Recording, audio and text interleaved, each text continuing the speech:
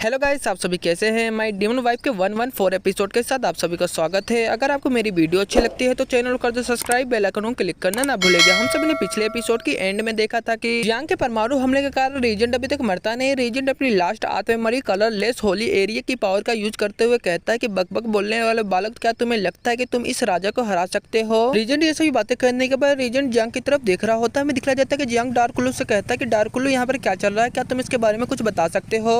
डार्कुलू Jiang को बताता है कि यह पहली बार जादू मैंने जब देखा था तब जो जातियों के बीच घमासान युद्ध चल रहा था। इसके बाद हमें काफी साल पहले का सीन दिखाया जाता है। डीमन संप्रदाय और मानव जाति के बीच में जब युद्ध चल रहा था, हमें युद्ध के बीच का सीन दिखाया जाता है। डीमन संप्रदाय का रक्षक और डार्कुलू किसी के सामने झुकते हुए काफी ज्यादा गुस्से में कहते हैं कि क्या तुम्हें लगता है कि तुम हमारे संप्रदाय को हरा सकते हो। हमें दिखाया जाता है कि रीजन कहता है कि तुम दोनों हार मान लो। डार्कुलू चिल्लाते हुए कहता है कि ऐसा कभी नहीं होगा। ये सभी बातें सुनने के बाद रीजन काफी ज्यादा गुस्से में कहता है कि इन दोनों को बंदी बना लो। हमें दिखाया जाता है कि सातों मुस्कुराते हुए कहता है कि क्या डीमन संप्रदाय इतना ज्यादा कमजोर है। सातों की सही बातें सुनने के बाद वहाँ पे कोई आते हुए कहता है कि तुमने किसे कमजोर कहा। ये सही बातें सुनने के बाद सातों काफी ज्यादा घबराते हुए कहता है कि रीजेंट वो कौन है। रीजेंट सातों से कहता है कि यह डीमन किंग ओवेसे है। आप सभी को पता होगा कि इजाबेला का फादर है। डीमन किंग नीचे देखते हुए रीजेंट से कहता है कि तुम मेरे दो राज्यों को जनरल को कैसे चोट पहुंचा सकते हो। डीमन किंग को देखने के बाद डीमन संप्रदाय का रक्षक और डार्कुलू नीचे झुक जाते हैं। रीजन काफी ज्यादा क्रीपी स्माइल देते हुए डीमन किंग के ऊपर हमला करते हुए कहता है कि तुम क्या कहना चाहते हो, खुल के कहो। उसके बाद हमें अभी का सीन दिखाया जाता है। डार्कुलू जियांग से कहता है कि उस समय डीमन किंग ओवेसी को रीजन को हराने में काफी ज्यादा मुश्किल हुई, लेकिन डीमन किंग ओवेसी मानव जाति राजा से कोई भी दुश्मन नहीं थी, इसलिए रीजन अपने सैनिक को लेकर वहां से सफलतापूर्वक भाग गया। जियांग डार्कुलू से कहता है कि हम रीजन को अकेले नहीं हरा सकते, इसलिए हम सभी को एक साथ मिलकर काम करना होगा।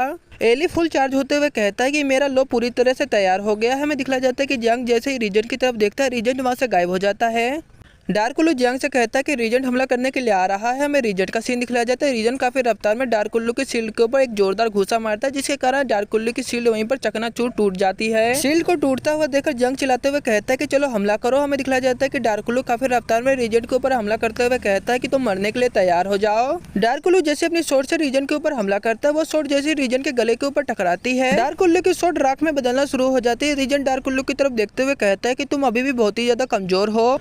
डार्कुलू अपने शॉट को राख में बदलता हुआ देखकर डार्कुलू काफी ज्यादा चौंकते हुए अपने मन में सोचते हुए कहता है कि ऐसा कैसे हो सकता है, मेरा थंडर स्वॉर्ड रीजन के टच करने के कारण राख में कैसे बदल सकता है। मैं डार्कुलू के पीछे एली का सीन दिखाया जाता है। एली काफी रफ्तार में रीजन के ऊपर हमला करते हुए कहता है कि अब मेरी बारी है। एली काफी रफ्तार में रीजन के ऊपर एक जोरदार घूसा मारते हुए कहता है कि चलो तुम मेरे घूसे को चको। हमें दिखाया जाता है कि रीजेंट एली के फायर के घूसे को डोज करते हुए रीजन जैसे अपनी एक उंगली से एली को मारता है। हमें दिखाया जाता है कि एली काफी दूर जाकर फेंका जाता है। हमें उसके बाद जियांग का सीन दिखाया जाता है। जियांग अपने परमाणु मिसाइल को लोड करते हुए रीजन के ऊपर हमला कर देता है। वो मिसाइल काफी रफ्तार में रीजन की तरफ जा रही होती है। रीजन उस मिसाइल को देखने के बाद जैसे मिसाइल की तरफ हाथ करता है, वह मिसाइल वहीं पर रुक जाती है। रीजन कहता है कि ये काफी ज्यादा कमजोर है, इसे राख में बदल दो। रीजन जैसे अपनी पावर का यूज करता है, जियांग की परमाणु मिसाइल वहाँ पर राख में बदलना शुरू हो जाती है। हमें दिखाया जाता है कि उसका आखिरी कोर भी राख में बदल जाता है। जियांग ये सभी चीजों को देखने के बाद जियांग काफी ज्यादा चौंकते हुए कहता है कि ऐसा कैसे हो सकता है, परमाणु मिसाइल राख में कैसे बदल सकता है। इसी के साथ ये एपिसोड यहीं खत्म होता है। हमें अगले एपिसोड में पता चलेगा कि जियांग रीजन को हरा पाता है कि नहीं। और मैं आपसे बता दूं कि रीजन की जो आत्ममरियां है केवल वो 20 मिनट तक ही काम करती है। आप सभी ने पिछला एपिसोड देखा होगा तो आप सभी को समझ आ जाएगा।